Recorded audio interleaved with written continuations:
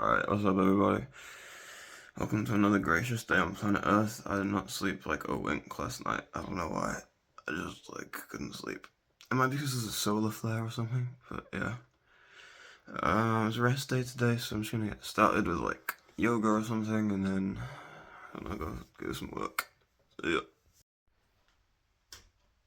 3, 2, 1. Alright, so it's Thursday today. I think it's just gone 20 past 9. I'm actually going to decide to go on a walk, I think. So yeah, we're going to try and get up the mountain and do some cool camera shots. Yeah, and then we'll do other stuff after that. Alright, just getting onto the hill at the base of the mountain. It's a really nice kind of cool, fresh morning. I don't know if you see behind me, clouds, the sky looks beautiful. Just glad to be here, really. It's one of those mornings that are quite quiet in the brain. So I have to focus just to not get my shoes too waterlogged. Yeah, so I don't really have too many thoughts this morning. I'm just kind of doing this on a whim. If I did have to think about anything, I'd feel like that kind of lack of thoughts is kind of a general theme of my life, or a kind of growing trend in recent times. So I feel like maybe I've become more aware of the world around me and simultaneously less thoughtful, which kind of doesn't make sense initially, but it's more like I'm playing the role of an observer, I suppose. When I do think or feel, I tend to observe those things before I kind of go along with them. And my first instinct is it's kind of a developing habit, I think, but I'm starting to try to understand people's point of view very thoroughly before I kind of think or feel anything. These gloves are a bit meaningless. Yeah, I feel like it's the level at which I'm thinking is sort of increasing in a way. I'm kind of thinking back another level, I guess. Kind of taking a step back, kind of looking at more things as they play out. And I think that maybe leads to less frantic thoughts, maybe deeper thoughts as a whole, but maybe less thought, because thought is generally the product of wanting to understand something, right? You confront a problem that you don't really understand, or you need to make headway somehow in trying to develop an understanding. So you produce thoughts which kind of combat the unknown. But I feel like maybe my comfort zone of mind has grown in a way. It's kind of the area of things that I know quite firmly has become more solid, and my thoughts have kind of crystallized a bit more. So I don't know, maybe to keep my thoughts active I need some novel inspiration. But now it's more if I look at my thoughts, they kind of seem like plays on the same old things. So I've kind of stopped thinking so much, and now I'm just kind of living experientially. So yeah, I mean, I guess that's a good sign to maybe develop some deeper thoughts and specialize a bit more or something, or just learn more. But I don't know if I feel too curious. I mean, I'm definitely interested in learning more. But yeah, I feel like with the kind of knowledge and thoughts I've had so far, it feels like they provide a kind of a good sort of underpinning of the world and its workings. Good enough to kind of, allow me some headspace to look back and think yeah, I understand the system in a broad kind of general sense. There's not some mysterious forces at play. Oh, my cardio is really bad. So yeah, pretty beautiful. I'm gonna whip out the mini camera in a second and get some cool shots if it actually doesn't run out of charge this time. So yeah, see you at the top of the hill.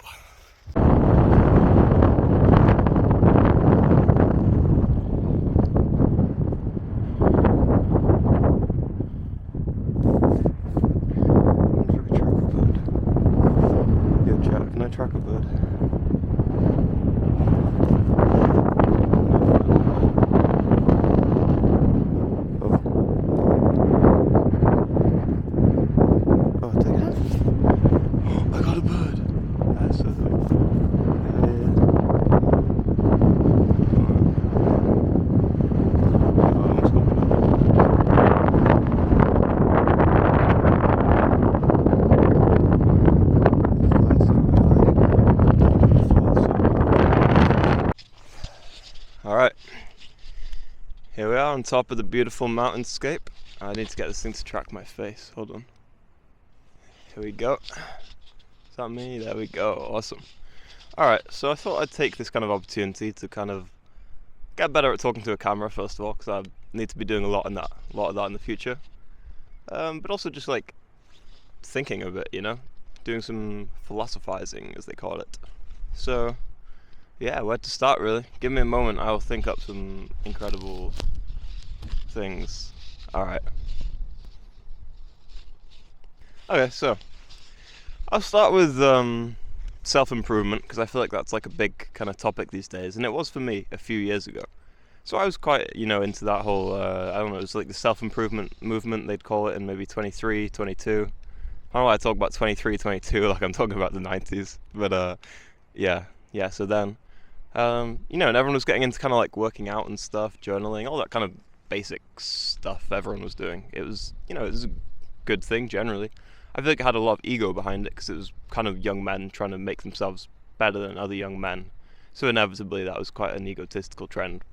But, I kind of stayed into it, and I was into it before that in a sense. Not like the kind of trend of self-improvement, but the kind of, the whole self-development thing.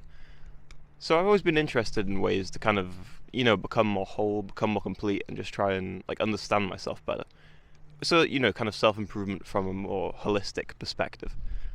And I feel like what I'm looking at now compared to what I was looking at a few years ago is quite different. But yeah, I'd like to talk a bit about those. So, a lot of you might know Carl Jung. He was a kind of Swiss psychiatrist, I think. And, or he's Swiss, I think. Or maybe he's Austrian, I can't remember. But yeah, the point is, he had this whole kind of concept of individuation, which was basically, he had this idea of the psyche where you have the kind of conscious aspects and you have the unconscious aspects. So he kind of devised the unconscious mind, or that might have been Sigmund Freud or something. But I think he kind of formalized the idea of the unconscious. And his whole thing was like, you have these kind of symbols in the unconscious. So he calls them archetypes. And these archetypes represent kind of different motives in narratives. So we kind of see the same reoccurring motives in a lot of narratives. You have the kind of the hero, the wise old man, like the mentor, the villain, the deceitful traitor, these types of motifs. So what he kind of says you have to do is look inside yourself, look towards your unconscious, and he's got a few techniques to do this, and try and make the kind of, I hesitate to say darker because that has kind of corny connotations, but the kind of unknown aspects of yourself, take them into conscious light, and become kind of more whole and fulfilled in that way. And it's an incredibly difficult process, individuation. Like, it can take a lifetime to achieve what he's kind of aiming at, I think. And the difficulty of this is that, like, drives kind of conceal themselves. So you have your kind of conscious drives, and that's kind of the self. And this is kind of the union of like what you're thinking and then what's like acceptable from like by society's standards. So you have your persona is what you project outwards, yourself is what you see as yourself. You kind of your like what you're cognizant of on a kind of conscious level on a daily basis. And then you have the kind of unconscious like aspects of yourself. So I've looked a bit at that, and he's got some techniques like active imagination, where you try and kind of commune with your internal beings and gain knowledge and insights through that kind of way. And I just caught the sunrise, it's very nice. And then there's also kind of lucid dreaming, or just dreaming in general. You kind of remember your dreams and you try and interpret meaning from them. So I've tried a bit of that as well. And I feel like it's kind of worked a bit for me, I think, just through a lot of introspection generally as well. I've kind of gained a deeper knowledge of myself. So I quite like that idea. But then there are a few other things I was looking at. And they all have this kind of, there's similarities, there's commonalities between basically all methods of self-development. And I guess the most general similarity between every method of self-development is that it aims to develop. There seems to be this kind of, there's like a constant in kind of human frameworks for wanting to get better. Like it's almost, what do you call it? Like kind of, it's just assumed that you want to get better. So yeah, it's kind of interesting. I mean, there's like these whole kind of host of ideas which are aimed to kind of maximize yourself and make yourself whole. So you have that kind of, Carl Jung's idea of individuation. There's one I was looking at recently by Ken Wilber, I think. It's like his idea of levels or something. So you have levels of consciousness, and you aim to ascend through levels essentially, because that can quite often be beneficial, especially on a kind of global level. You want to get as many people up the levels as possible. I mean, that's what I was kind of hearing from a YouTube video. I don't know if the original guy would say that authentically, but so like level 1 thinking would be kind of just thinking about what you want, and then that's the only thing you're kind of imagining. It's just what you want, and then that's your kind of primary drive, and you operate by that, and that's your understanding of the world. If something gets in your way, then you're angry at it, and it's just an obstacle. Like level 2 thinking would be slightly higher than that. So you're imagining the minds of other things, other beings. So you're thinking, this is what I want, this is what this person wants. And then, you can gain a sort of better understanding of how to conduct yourself, how to conduct your behavior, and you don't get as angry, I don't think. You're less neurotic as you would be on a level 1 kind of basis. And as you keep ascending up to like level 6 or something, it's kind of more of this, like you're recursively getting more perspective. So it's like first person thinking, second person, third person. So like, what am I thinking? What are they thinking? What are they thinking I'm thinking? What are they thinking I'm thinking they're thinking? And you keep kind of, there's these kind of mental gymnastics, I guess. But if you practice this, I think it can become more default for you. But as you get to higher levels, this theory seems to kind of mimic a lot more of the kind of spiritual traditions I've seen, wherein you kind of identify yourself more with the observer in the kind of back of your cranium, metaphorical cranium. So it's kind of more like you're observing your thoughts and your identity and your worldview as they occur, more like they're kind of, like a symphony, and you're the listener. So you don't identify with thoughts anymore. You kind of dissolve the self in a way, take a step back, and you kind of look at it all happening. So you kind of take your emotions, take your thoughts when you kind of react to something like, whoa, that made me feel agitated. And you think, why did my worldview concoct this sort of reaction? And how did my worldview get to this point? Step 1, step 2, step 3, and so on and so forth. Like, how did we get here? So that's kind of like one of the higher levels of thinking. So, it involves a great deal of self-awareness and definitely self-control, because the ability to do that is actually really hard, to not kind of be reactive emotionally. And then the next kind of step above that, I think, if I'm remembering this right, is to kind of conduct that same process but for other people. So you look at their decisions and you think, how did their worldview kind of bring this about? Like, what are they thinking in terms of their own self-awareness about themselves? And what kind of level are they thinking at that's bringing them to this conclusion? So if you're thinking in like the third person, so you're thinking about what someone else is thinking you're thinking, then you're thinking about what they're thinking. So then maybe if you get just to the second person, you can kind of try and think of what level they're on. I don't know. I'm not sure. You think you might have to be on like a higher level to, I'm going into like too much depth there, really. The idea is just you want to try and get to a higher level yourself, not try and predict other people's moves, unless you're at the higher level maybe.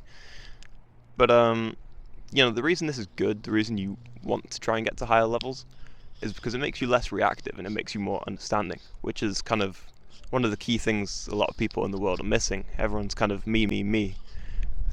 Society is very individualistic these days. I say these days as if it hasn't always been like that. I mean, perhaps there was more community focus in the past, and that's definitely the case. But everything's more niche now. And people are more kind of entitled to themselves, and people compare themselves with social media, and they see all these great things, or supposedly great things, and it's obviously a point of comparison which makes them feel like they're missing out, which we can kind of combat with self-awareness, I think.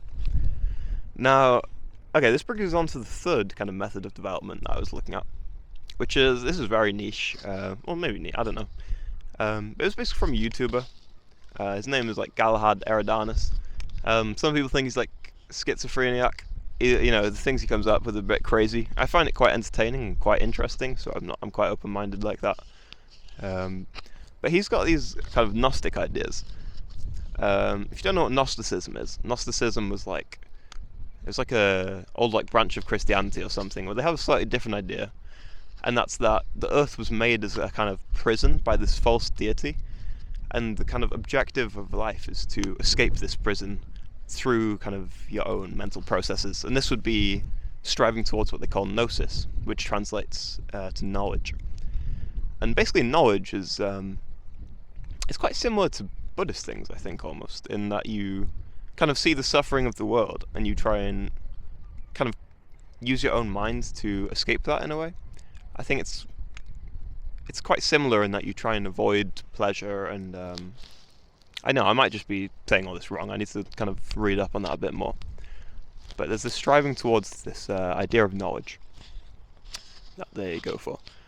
Now, this guy that I was talking about, he has kind of some Gnostic beliefs, and there's, a lot of interesting theory that goes with that. He has some Christian beliefs as well, and he's quite Jungian, so he's got a very interesting mix of beliefs going on. And this brings him to these kind of theories of retro-causality. I'm not sure I mentioned his name. It was Galahad Eredan. I think I said that. And he's got some very interesting writings on this website called Substack, I think. So retro-causality, and I'm going to blotch this completely, and it might just be a completely fallible thing that just makes no sense, but I just find it interesting.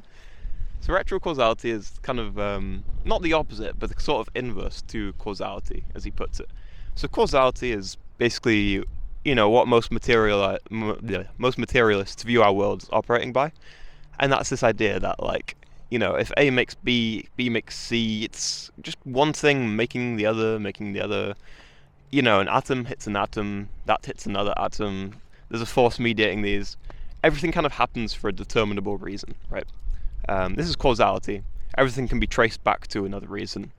We can see some obvious flaws in just purely causal theories, because if you go back enough, then, where did the universe come from? We can't see that as, either it came from nothing or it didn't.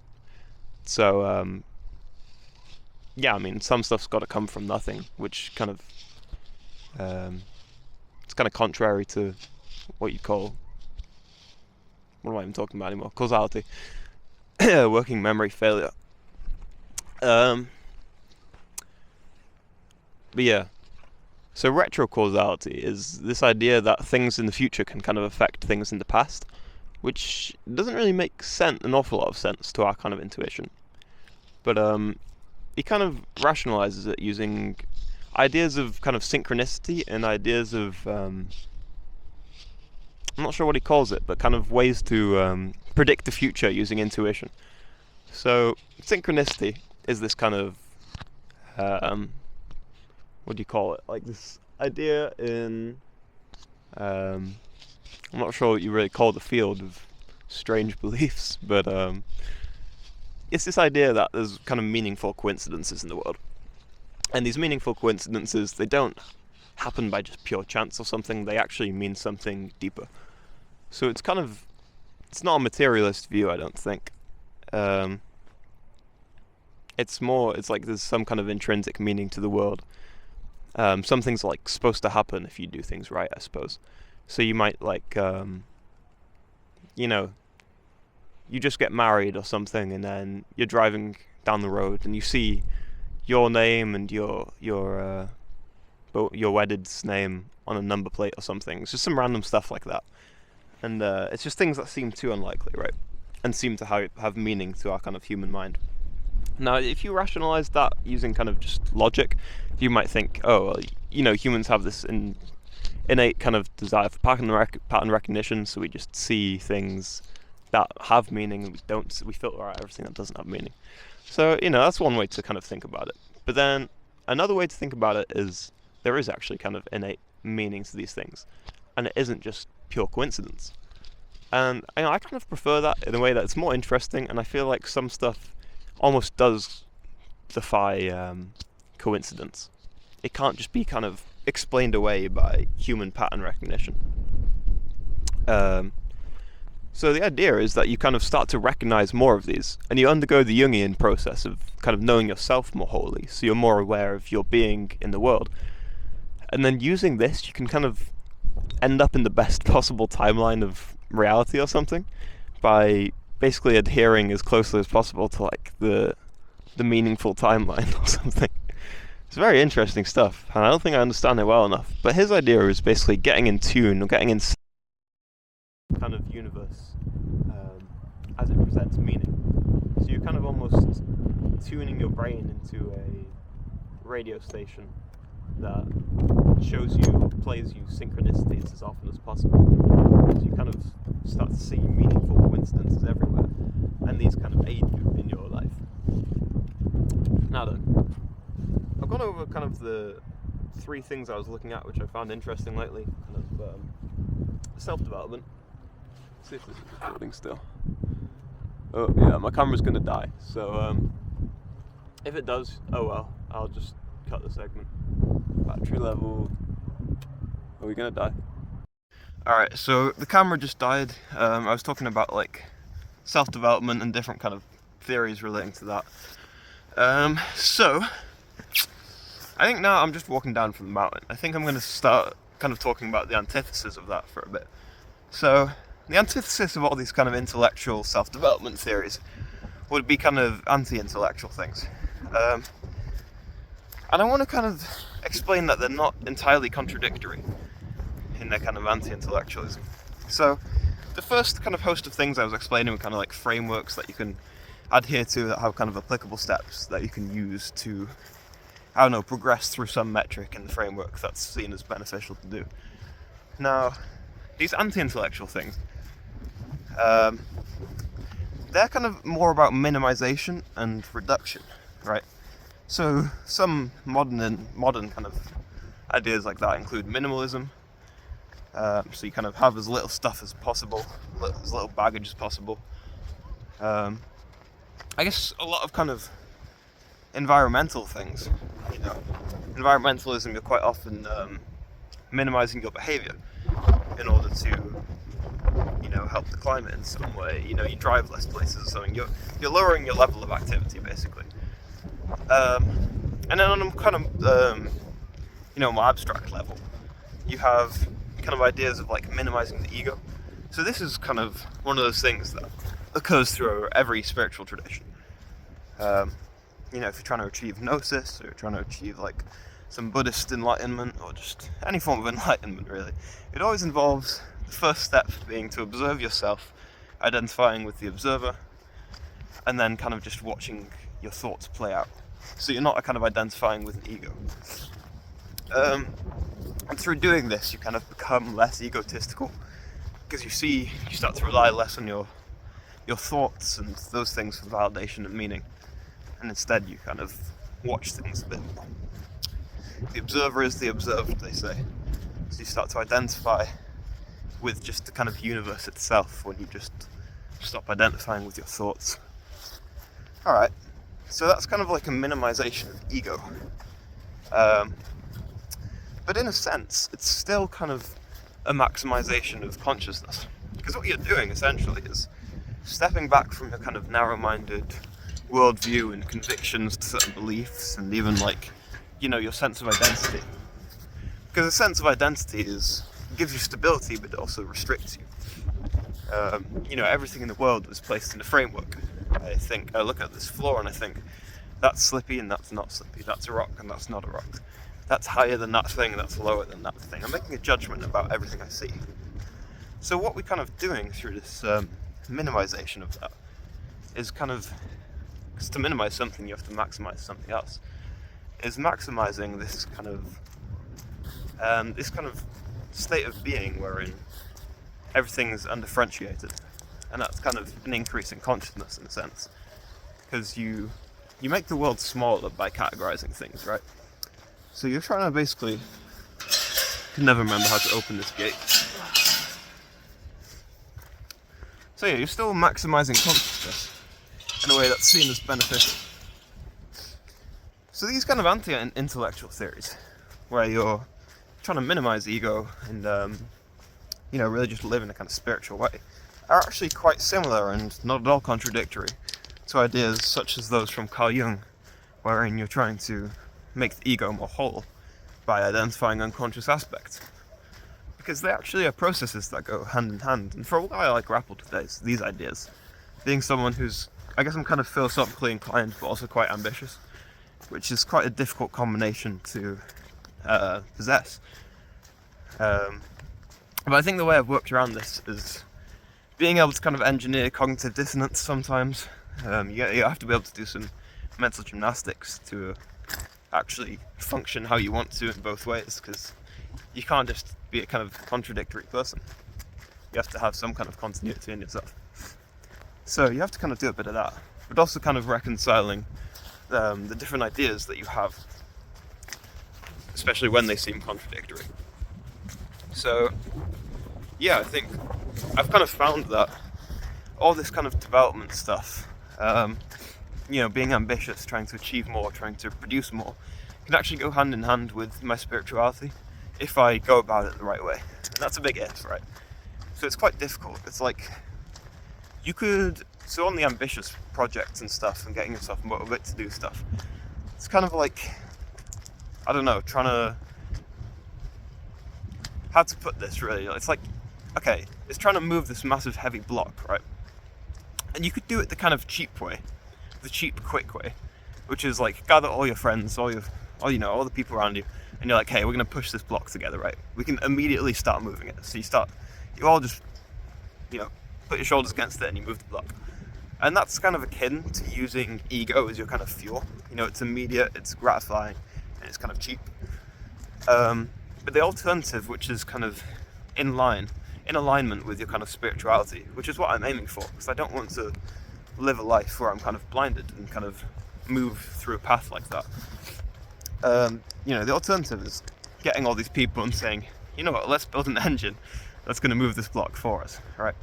And this will kind of be a lot more efficient in the long run.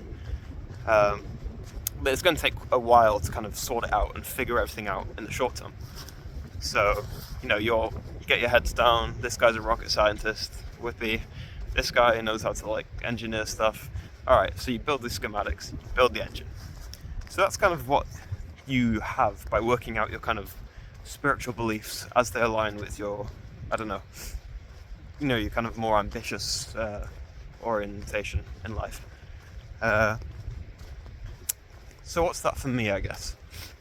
For me, I've always wanted to create more things. I like producing things, building things, not building in a physical way, but, fictional worlds or pieces of writing or ideas, art, music, anything. I like producing things.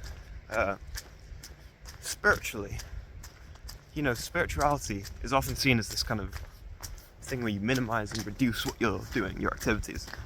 So you kind of become more passive and less active in the world. And I've kind of had a difficult time reconciling those, but now I kind of see the process of creation and production and productivity as part of my spiritual framework. So I feel like if you're going to be one thing, you want to be active rather than passive, right? You want to, you gain more fulfillment by creating things in a kind of wholesome way than you do from creating things because you feel pressure to do so. But you also feel more fulfilled by creating things in a wholesome way than you do from just doing nothing. So I don't know if I could be the type of person who kind of meditated all day and did nothing.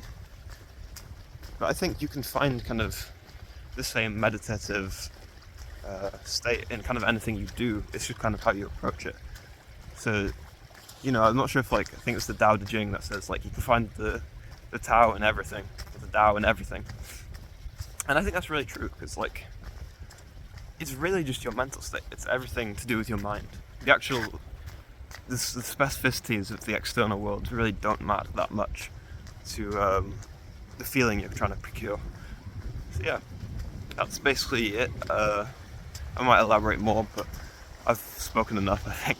Bye bye.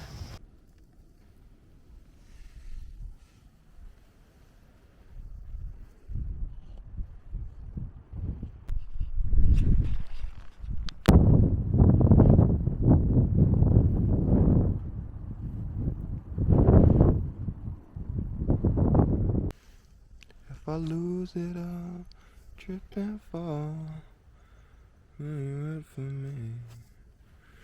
If I lose it all, Lose it all, lose it all. Ah, come on. Oh yeah. Yes sir. Yes sir.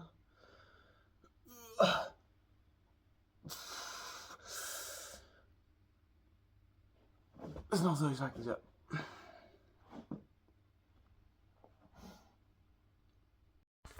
Breakfast slash lunch is like eggs, bacon, toast, and mushrooms. So yeah.